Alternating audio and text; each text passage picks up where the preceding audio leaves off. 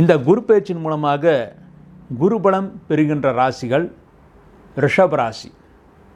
இதுவரை ரிஷபராசியில் இருந்த குருபான் ரிஷபராசிலிருந்து மிதுராசிக்கு செல்வதனால் ரிஷபராசியிலே பிறந்தவருக்கு குருபலம் வருகிறது.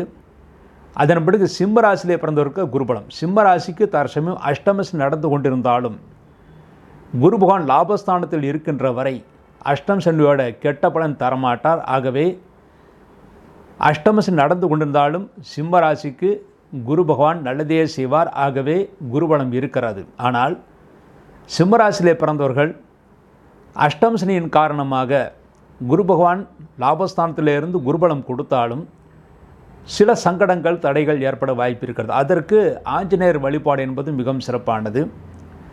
ஒருவேளை சிம்மராசியிலே பிறந்தவர்களுக்கு திருமணம் நிச்சயமானால் உடனடியாக 2 மாதம் அல்லது 1.5 மாதத்திற்குள் திருமணம் நடத்தி முடித்துவிட வேண்டும்.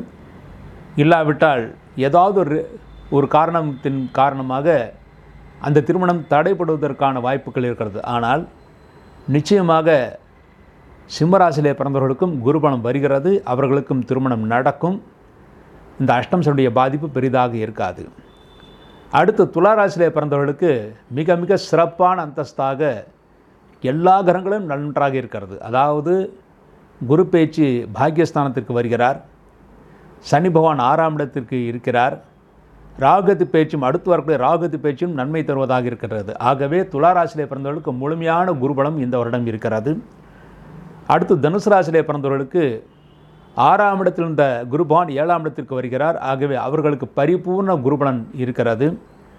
இதுவரை தனுசு ராசியில் பிறந்தவர்கள் செய்த பிரார்த்தனைகளுக்கெல்லாம் இனிமேல் நல்ல பலன்களை குரு பகவான் பெற்றுக் கொடுப்பார். அடுத்து கும்பராசியிலே பிறந்தவர்களுக்கு குருபலம் வருகிறது. கும்பராசியிலே பிறந்தவர்களுக்கு இதுவரை 4ஆம் இடத்தில் இருந்த குரு பகவான் 5ஆம் இடத்திற்கு வருகிறார். 7.5 சனியாக இருந்தாலும் சனி பகவான் கடைசி நேரத்தில் கெடுதல் பண்ண மாட்டார். அதுவும் இல்லாமல் கும்பராசிக்கு அதிபதியே சனி பகவான். ஆகவே அவர் நிச்சயமாக கெடுதல் செய்ய மாட்டார். குரு பகவான் அவர்களுக்கு 5ஆம் இடத்திற்கு வருகிறார். ஆகவே நிச்சயமாக திருமணமாகாத கும்பராசியிலே பிறந்தவர்களுக்கும் திருமணம் நடத்தி கொடுப்பார். ஆக குருபலம் உள்ள ராசிகள் என்று பார்த்தால் ரிஷபம், சிம்மம், துலாம், தனுசு, கும்பம் இந்த 5 ராசிகளை பிறந்தவர்களுக்கு குருபலம் நன்றாக இருக்கிறது. அதுவும் முக்கியமாக குருபலத்திலும் மிக நல்ல யோகத்தை தருகின்ற ராசிகள் என்று பார்த்தால் ரிஷபம், துலாம், கும்பம் இந்த 3 ராசிகளுக்கு மிக மிக அற்புதமான பலன்களை தர இருக்கிறார். அடுத்த பதிவிலே ஒவ்வொரு ராசிக்கும் என்ன பலன்கள் நடக்கும் என்பதை பற்றி முழுமையாக பார்ப்போம். நன்றி, வணக்கம்.